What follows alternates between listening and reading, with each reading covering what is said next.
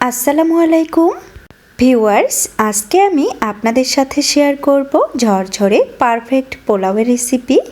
অনেকেই পোলাও রান্না করলে দেখবেন একদম ঝরঝরে হয় না, তো তাদের জন্যই আমার আজকের এই রেসিপি।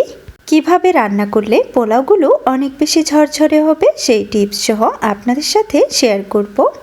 আশা করছি আমার আজকের এই রেসিপি সবার কাছে অনেক ভালো লাগবে। চলুন তাহলে আর দেরি না করে ঝটপট চলে যাই মূল রেসিপিতে।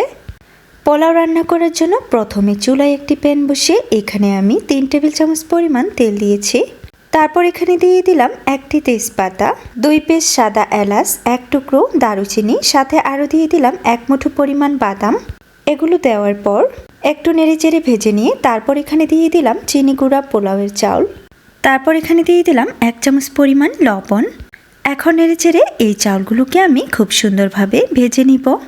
আজকের এই রান্নায় আমি 2 কাপ পরিমাণ পোলাওয়ের চাল ব্যবহার করেছি। আর এই চাউলগুলোকে আমি 20 মিনিট পানিতে ভিজিয়ে রেখে তারপর খুব সুন্দরভাবে ধুয়ে একটি ছাঁকনির মধ্যে নিয়ে পানি ঝরিয়ে নিয়েছি। এই পর্যায়ে চালগুলোকে নেড়েচেড়ে একদম ঝরঝরে করে ভেজে নিব।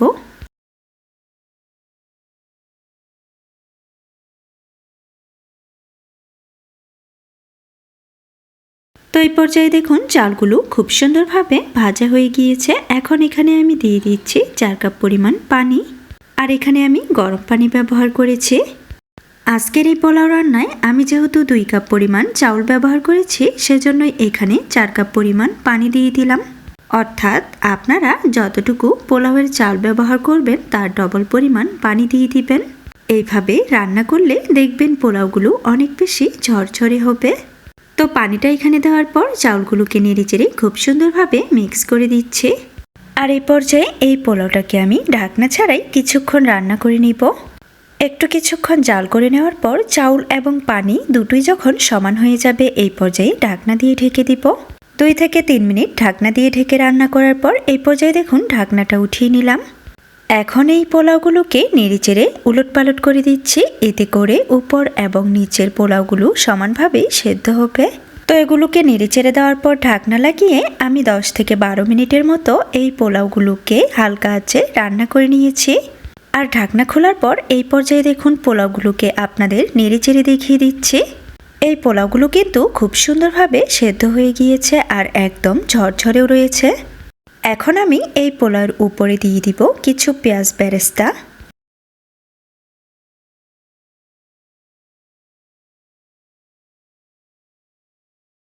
পেঁয়াজ বেরেস্তা উপর থেকে ছড়িয়ে দেওয়ার পর এই পর্যায়ে ঢাকনা দিয়ে ঢেকে রাখবো 1 থেকে 2 মিনিটের মতো। এখন চলুন গরম গরম এই পোলাওগুলো আপনাদেরকে পরিবেশন করে দেখিয়ে দিই। এগুলো দেখতে কত সুন্দর পারফেক্ট এবং ঝরঝরে হয়েছে। সঠিক পানির পরিমাণ এবং সঠিক নিয়মে আপনারা যদি পোলাও রান্না করেন তাহলে দেখবেন পোলাওগুলো অনেক বেশি ঝরঝরে হবে। আর পোলাও যদি ঝরঝরে না হয় তাহলে কিন্তু খেতে একদমই ভালো লাগে না। গরম গরম এই পোলাওগুলোকে আপনারা গরুর মাংস, খাসির মাংস বা মুরগির মাংস দিয়ে পরিবেশন করতে পারেন। আর আসছে ঈদে চাইলে আমার এই রেসিপি ফলো করে আপনারা বাসায় পোলাও রান্না করে নিতে পারবেন।